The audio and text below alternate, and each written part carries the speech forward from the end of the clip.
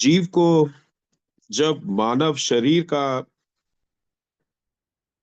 मानव शरीर में जब ईश्वर जीव को अवतरण करता है इस मेटेरियलिस्टिक संसार में, तो उस वक्त उसको अपने कल्याण कैसे करना है, इस बारे में गुरुदेव ने एक चैप्टर पूरा पूरा में वचनों के हिसाब से दे रखा है परम कल्याण बोध में, ताकि हम जीव अपनी सब कल्याण इस हिसाब से कर सके। मैं उस परम कल्याण बोध का पहला वचन अब आपके समक्ष रख रहा हूं। हेलो, आवाज आ रही है नहीं मनोज जी? ओम ब्रह्म सत्यम जी, आपकी आवाज आ रही है, प्लीज कंटिन्यू कीजिए। अच्छा जी। जी। शरीर रूपी संसार को धारण करके हर एक जीव अपनी कल्याण की खातिर अधिक से अधिक यत्न करता हुआ शरीर की यात्रा को व्यतीत करता है, मगर अंत को अधिक संकट लेकर शरीर से जुदा होता है। असली शांति को प्राप्त नहीं हो सकता है। यही अद्भुत संसार का चक्र है। सत विचार और सत निधि ध्यास के बगैर इस भयानक काल चक्र में निर्भय शांति को प्राप्त होना अति कठिन है। वचन नंबर 2। पांच तत्वों का शरीर धारण कर बुद्धि पांच कर्म इंद्रियों और पांच ज्ञान इंद्रियों के भोगों में अति आसक्त होकर नाना प्रकार के अनुकूल और प्रतिकूल कर्म करती है। चूंकि इंद्रियों के भोग छिन्न भंगुर है, इस वास्ते इनमें निर्भय शांति के बजाय अधिक खेदवान रहती है। यानी बुद्धि इंद्रियों के भोगों को परम सुख रूप जान करके अधिक से अधिक दिव्य भोग प्राप्त करने का यत्न करती है, और प्राप्त करके भी नित ही अधीर और कलेशवान रहती है। यही भयानक दुख रूप संसार है। वचन नंबर 3। सार निर्णय यह है कि बुद्धि नाशवान दुख रूप इंद्रियों के भोगों में अविनाशी सुख प्रतीत करती हुई नित्य इंद्रियों के भोगों में आसक्त होकर के नाना प्रकार के भोग भोगती है, मगर नित्य अशांत और भयभीत रहती है। आखिर शरीर विनाश को प्राप्त होता है और बुद्धि अधिक संकट लेकर इस शरीर से जुदा होती है। फिर वासना अनुसार दूसरे शरीर को धारण करती है। इसी तरह शारीरिक भोगों की आसक्ति को धारण करके अनेक जूनियों में विचरती है और दुख सुख में भरमती रहती है। यही आवागमन रूप संसार है, यानी पुनर्जन्म का सिद्धांत यहाँ पर क्लियर होता है। ऐसी काल चक्र रूप जीवन यात्रा को सही समझना और फिर सही यत्न करना ही मानुष जन्म का उत्तम कर्तव्य है। यानी इंद्रियों के भोगों का अंत अति संकट रूप जानना और उनके मर्यादा पूर्वक विचरना ही मानुष जीवन की उच्चता है। परम वचन नंबर 5। परम दुख रूप इंद्रियों के भोगों की वासना से छूटने के वास्ते केवल साक्षी स्वरूप आत्मा के विश्वास और निधि ध्यास की दृढ़ता ही कल्याण के देने वाली है। इसी को सतमार्ग कहा गया है। यानी परम कल्याण, परम पवित्रता, परम आनंद, नित्य स्वरूप, सर्वमयी, पूर्ण अखंड शांति, एक आत्म स्वरूप को ही जानना और नित्य ही उस परम तत्व के परायण होना ही इंद्रियों के भोगों की आसक्ति से छुटकारा देने वाला यतन है। और इसी निश्चय को आस्तिकवाद कहते हैं। यानी एक आत्मा के बगैर सब संसार प्रपंच का अंत परम दुख और भय स्वरूप जानकर अधिक से अधिक यत्न करके सत्य तत्व की खोज में दृढ़ होना ही आस्तिकपन है। वचन नंबर 6। शारीरिक भोग नाशवान होने के कारण नित अशांति और अधिक वासना के खेत को प्रकट करने वाले हैं, जो परम दुख स्वरूप है। ऐसी शारीरिक यात्रा को समझ करके नित ही जीवन रूप परम तत्व आत्मा का विश्वासी और निधि ध्यासी होना ही परम कल्याण के देने वाला निश्चय है। वचन नंबर 7। जब तक इंद्रियों के भोगों का अंत दुख रूप समझ में ना आवे और ना ही परम तत्व आत्मा की परम प्रधानता निश्चय में दृढ़ होवे, तब तक बुद्धि मदवाद को धारण करके नास्तिकपन में विचरती है और अधिक वासना के खेत को धारण करके इंद्रियों के भोगों की अतिक अति चेष्टा में मलिन होकर के निधि विकारों की अग्नि में जलती रहती है। यही महाविकराल परम दुख रूप जीवन का स्वरूप है। यानी इंद्रियों के भोगों की अति आसक्ति में दृढ़ होकर के निधि प्रतिकूल कर्म करके अपने आप की घातक बनी रहती है। ऐसा जीवन ही परम अंधकार और परम दुख स्वरूप है। वचन नंबर 8। वास्तव में इंद्रियों की भोगों की वासना ही परम अशांति के देने वाली है और सत्य स्वरूप आत्मा में श्रद्धा और प्रेम की निश्चलता के नाश करने वाली है। मगर अज्ञानवश हुई हुई बुद्धि केवल इंद्रियों के भोगों को ही परम सुख प्रतीत करती हुई सत स्वरूप आत्मा के निश्चय से हीन होकर के परम दुख जाल में विचरती है। यही भवदुस्तर मार्ग है।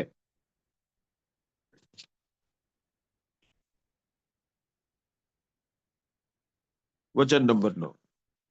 इस अधिक दुस्तर जीवन यात्रा को समझ करके नीति इंद्रियों के भोगों में निर्मल मर्यादा धारण करके सत्य स्वरूप का पूर्ण विश्वासी होना ही निर्मल कल्याण के देने वाला सतयतन गुरुमुख मार्ग है।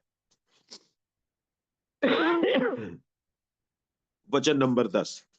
अधिक निर्मल बुद्धि से इस नाशवान जीवन यात्रा के सही स्वरूप को समझ करके एक अविनाशी स्वरूप के परायण होना ही यथार्थ यतन है, जो इस भयानक कर्म जाल से छुटकारा दिलाने वाला और निर्भय शांति के देने वाला है। वचन नंबर 11। अधिक इंद्रियों के भोगों से अधिक वासना का जाल बढ़ता है, जो तीन काल अशांति और भय के देने वाला है। ऐसा निश्चय होना ही श्रेष्ठ बुद्धि का लक्षण है। सत्य स्वरूप के विश्वास से हीन होकर के इंद्रियों के भोग ही केवल सुख स्वरूप जानने और इनमें दृढ़ निश्चय से विचरना ही असली मूर्ता है, जो तीन काल संताप के देने वाली है। वचन नंबर 12। इंद्रिय के भोगों की अधिक वासना ही काल स्वरूप है, जो पलक पलक में बुद्धि को भरमाती है और नित्य ही विलक्षण कर्म करने की खातिर मजबूर करती है। ऐसे जीवन के भेद को जिसने नहीं जाना है, वे पशु से भी नीच है। वचन नंबर 13।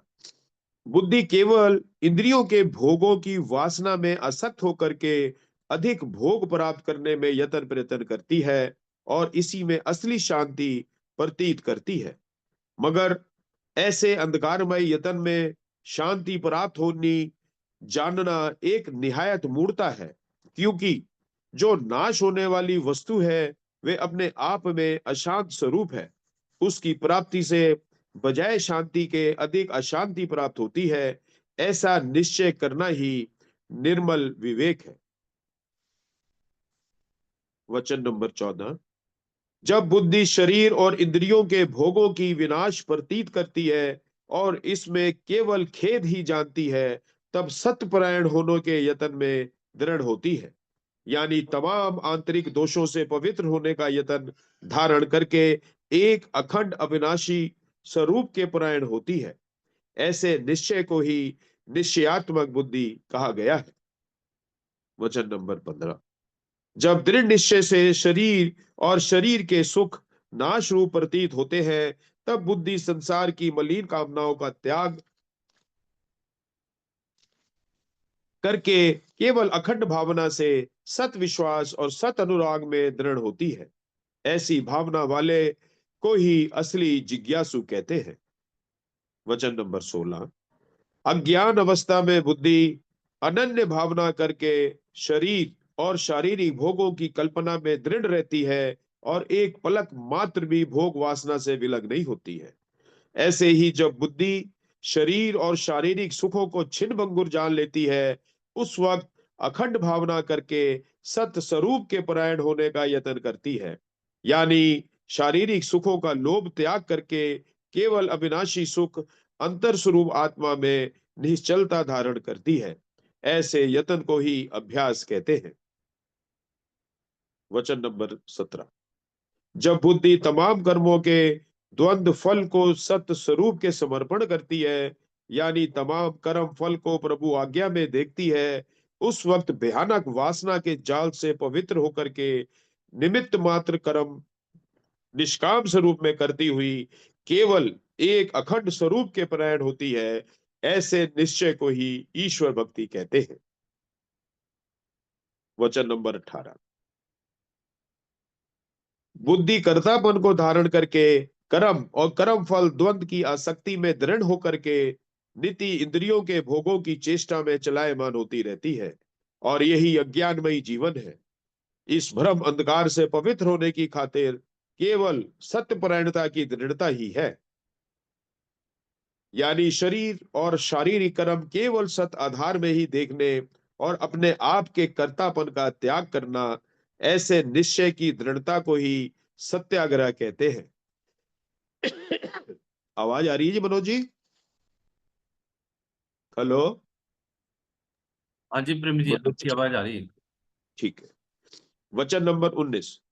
ज्यों ज्यों बुद्धि कर्तापन का त्याग करती हुई तमाम शारीरिक कर्म प्रभु आज्ञा में समर्पण करती है, त्यों त्यों तमाम वासना के जाल से पवित्र होकर के निर्वास स्वरूप आत्म आनंद में निश्चल होती है।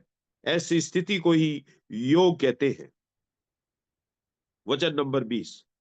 जब बुद्धि केवल एक अविनाशी नाम के परायण होकर के असत्य नाम रूप कल्पना का त्याग करती है और अखंड भावना करके एक अविनाशी स्वरूप को ही करता हरता जान करके सत्य सिमरण में निश्चल होती है, उस वक्त अंतर से नाम रूप संकल्प रूपी संसार का अभाव हो जाता है और एक अखंड अविनाशी शब्द का अंतर में बोध होता है, जो परम आनंद स्वरूप है, वासना और कर्म से पवित्र है। वचन नंबर 21।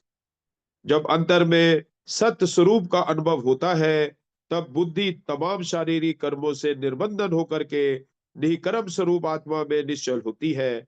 यही स्थिति परम सुख का स्वरूप है, जिसमें वासना और कर्म का खेद नहीं है। ऐसी स्थिति को प्राप्त करके बुद्धि परम शांति को प्राप्त होती है, जो वास्तविक पूर्ण स्वरूप है। वचन नंबर 22। सार निर्णय यह है कि बुद्धि कर्तापन त्रैगुण अहंकार को धारण करके नाना प्रकार के कर्म फल भोग की आसक्ति में नित ही चलायमान होती रहती है। यही खेद युक्त जीवन अवस्था है। इसमें पवित्र होने की खातिर एक आत्मा का विश्वासी और अभ्यासी होना ही परम साधन है। ऐसे निश्चय से ही जो गुणी सत्य स्वरूप परायण होता है, यानी तमाम शारीरिक शक्ति और शारीरिक दुख व सुख केवल अविनाशी स्वरूप अखंड शब्द आत्मा के आधार ही देखता है, और पवित्र भावना से अनन्य स्वरूप करके अंतर में आत्म चिंतन में दृढ़ होता है। ऐसे दृढ़ अनुराग के बल से द्वंद रूपी खेत से निर्मल होकर के बुद्धि सत्य पथ में विश्राम पाती है, जो परम कल्याणमयी अवस्था है। वचन नंबर 23। हर वक्त शारीरिक यात्रा को समझते हुए केवल सत्य परायण होने का यत्न करना ही मानुष जन्म की उच्चता है, यानी तमाम शारीरिक भोगों में निर्मल मर्यादा धारण करके सादगी, सत्य, सत्य सिमरण, सत्संग और सत्य सेवा में अपने आप को दृढ़ करते हुए तमाम मानसिक दोषों से पवित्रता हासिल करनी चाहिए, जो परम पद अखंड शांति के देने वाले हैं। वचन नंबर 24। एक सत स्वरूप की दृढ़ परायणता के दृढ़ परायणता से तमाम मानसिक दोष नाश को प्राप्त होते हैं। ऐसा निश्चय धारण करके नित्य स्वरूप अविनाशी शब्द की अंतर में परम सूझ प्राप्त करनी चाहिए, क्योंकि आत्मा ही निर्वास, नित्य स्वरूप और निकरम है। शरीर नित्य ही नाश स्वरूप वासना और कर्म संजुगत खेद स्वरूप है। ऐसा यथार्थ निर्णय को धारण करके शरीर मद का त्याग करके केवल सत्यपरायण होना ही तमाम दुखों से छुटकारा हासिल करने वाला मार्ग है। वचन नंबर 25। सत अनुराग के बल से तमाम मानसिक दोषों से पवित्रता हासिल करनी, यानी काम, क्रोध, लोभ, मोह व अहंकार जो वासना का स्वरूप है, इन पर विजय प्राप्त करनी ही परम पवित्रता और परम उच्चता है। यानी सतनाम की दृढ़ता से, तमाम शारीरिक कर्म फल प्रभु आज्ञा में समर्पण करने से, तमाम इंद्रियों के भोगों से उपरामता प्राप्त होती है, जो सर्व दोषों को नाश करने वाली और परम पवित्रता आत्म स्थिति के देने वाली है। वचन नंबर 26। बुद्धि दृढ़ सत्यपरायणता से परम शुद्धि को प्राप्त होती है। बुद्धि दृढ़ सत्यपरायणता से परम शुद्धि को प्राप्त होती है और मन इंद्रियों के तमाम विकारों पर विजय हासिल कर लेती है और अपने आप में सावधान होकर के निर्द्वंद स्थिति को प्राप्त होती है, यानी परम तत्व आत्म शब्द में लीन हो जाती है। यही अवस्था जीवन उद्धार का असली स्वरूप है। वचन नंबर 27। इंद्रियों के भोगों में उपरामता हासिल करनी और सत पुरुषों के सत विचार द्वारा अपनी बुद्धि को निर्मल करके सत स्वरूप के दृढ़ परायण होना ही अपने आप का सही समझना है। और ऐसे सत्य और ऐसे यत्न प्रयत्न करते करते तमाम दुर्मत जाल का अभाव हो जाता है और बुद्धि केवल ज्ञान स्वरूप में निश्चल होती है, जो अकृत स्वरूप परम शांति है। वचन नंबर 28। जीवन यात्रा में परम धन, परम खोज, परम सूझ, परम यतन, परम आसरा, परम उच्चता, परम विद्वता, केवल एक अविनाशी स्वरूप जीवन शक्ति आत्मा के दृढ़ परायण हो करके तमाम मानसिक दोषों से पवित्रता हासिल करनी ही है, जो परम उद्धार के देने का साधन है। जो गुणी जो गुणी पवित्र निश्चय से ऐसे कल्याणकारी मार्ग में दृढ़ हुआ है, उसका जीवन धन्य है, दूसरों के वास्ते एक आदर्श स्वरूप है। वचन नंबर 29। अंतर निश्चय में केवल सतनाम का निधि ध्यान करना और शरीर द्वारा निष्काम भाव यानी अकर्ता भाव से दूसरे जीवों की सेवा करनी ही तमाम मानसिक दोषों से पवित्रता के देने वाली है। ऐसे सत्य यतन में नित ही प्रवीण रहना गुणी पुरुषों का धर्म है, क्योंकि शरीर विनाश की तरफ जा रहा है। इससे सत्य अर्थ परम पद को प्राप्त कर लेना ही नाशवान शरीर का यथार्थ लाभ है। वचन नंबर 30। नित्य जीवन यात्रा में सत्य पद प्राप्ति का सत्य यतन करते रहना और परम उच्च स्थिति है। नित्य ही जीवन यात्रा में सत्य पद प्राप्ति का सत्य यतन धारण करते रहना परम उच्च स्थिति है, यानी अधिक से अधिक पवित्र आहार व्यवहार और अपने आप में अधिक सादगी को धारण करके और तमाम नुमाइशी और अय्याशी जीवन यात्रा से परहेज करना और सत्य स्वरूप प्राप्ति का अधिक अनुराग प्राप्त करना चाहिए, जिससे तमाम मिथ्याकार वासना का नाश होता है और शीघ्र ही सत्य पद की प्राप्ति होती है। ऐसे अधिक यत्न से मानसिक दोषों से पवित्रता प्राप्त करके अपने आप का सही रक्षक बनना ही परम शूरवीरता है। वचन नंबर 31। इस जीवन स्वरूप संसार मार्ग में पूर्ण पवित्र बुद्धि से इस यात्रा को समझ करके अखंड प्रतीत से एक सत्य तत्व के परायण होना चाहिए और नित्य ही हृदय में उस परम तत्व का सिमरण करना चाहिए, जो जीवन स्वरूप शरीर को प्रकाश कर रहा है और आनंद स्वरूप है। तमाम शारीरिक कर्म उस महाप्रभु की आज्ञा में समर्पण करने का निश्चय दृढ़ करना चाहिए और नित्य ही मन वचन और कर्म करके दूसरे जीवों की सेवा की भावना को दृढ़ करना चाहिए और शारीरिक विनाश को निश्चय करके अधिक से अधिक उद्यम धारण करके निर्द्वंद स्वरूप अविनाशी तत्व का बोध प्राप्त करने में स्वतंत्र रहना चाहिए। यही अवस्था परम धाम है। वचन नंबर 32। यथार्थ लाभ इस शरीर का यह है कि निश्चय में प्रभु भक्ति और शरीर द्वारा पर उपकार निष्काम भाव सहित धारण किया जाए, तब ऐसे यत्न से ही जीव परम पद को प्राप्त कर सकता है।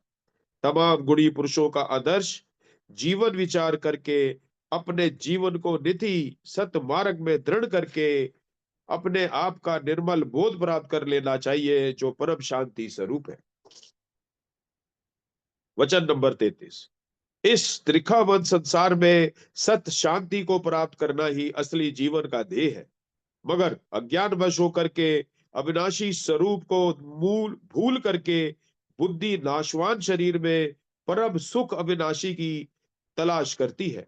ऐसे अज्ञानमय जीवन से जागृत होकर के नाशवान शरीर के मद को त्याग करके नित्य ही सत्य श्रद्धा सहित अपने आप को एक अविनाशी स्वरूप के प्राण करके नित्य ही शरीर द्वारा सत्य निधि ध्यास को धारण करना चाहिए, जो परम सिद्धि निर्भय पद के देने वाला है। वचन नंबर 34। केवल सत्स्वरूप के परायण होकर तमाम संसार उसी एक परम तत्व अखंड आत्म स्वरूप का चमत्कार जान करके सब जीवों की निष्काम भाव से यथाशक्ति सेवा की दृढ़ता को धारण करते हुए और हृदय में एक उस अखंड शब्द आत्म स्वरूप का चिंतन करते हुए जो जीवन यात्रा व्यतीत करते हैं, वे ही महागुणी परम सिद्धि को प्राप्त होते हैं और उनका जीवन तमाम विश्व के वास्ते कल्याणकारी है। और ये ही निर्मल उद्धार के स्वरूप बोधक होकर के आदर्श स्वरूप हुए हैं, उनका जीवन अति दुर्लभ है। वचन नंबर 35। बुद्धि कर्तापन की आसक्ति में जो अति आरूढ़ हुई है, उस अवस्था को प्रकृतवाद, असत्यवाद, अहंकारवाद, नास्तिकवाद और भ्रमवाद आदि नामों करके पुकारा जाता है। यानी कर्तापन की आसक्ति को धारण करके त्रैगुणी वासना के जेरे असर होकर के नाना प्रकार के कर्म और कर्म फल द्वंद संकल्प रूपी संसार को कलपती हुई सूक्ष्म स्थूल तात्विक सृष्टि में भरमती है और अभय शांति की खातिर अधिक से अधिक यत्न करती है।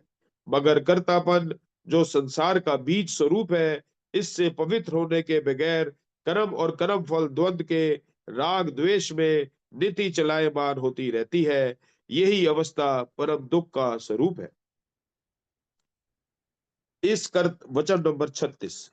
इस कर्तापन अंधकार के नाश करने के वास्ते सहज उपाय यही है कि सत्य स्वरूप आत्म तत्व जो घट घट प्रकाश कर रहा है, उसको कर्ता हर्ता जान करके अपने कर्तापन अभिमान का त्याग करें।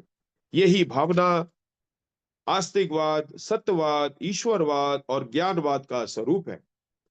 वचन नंबर 37।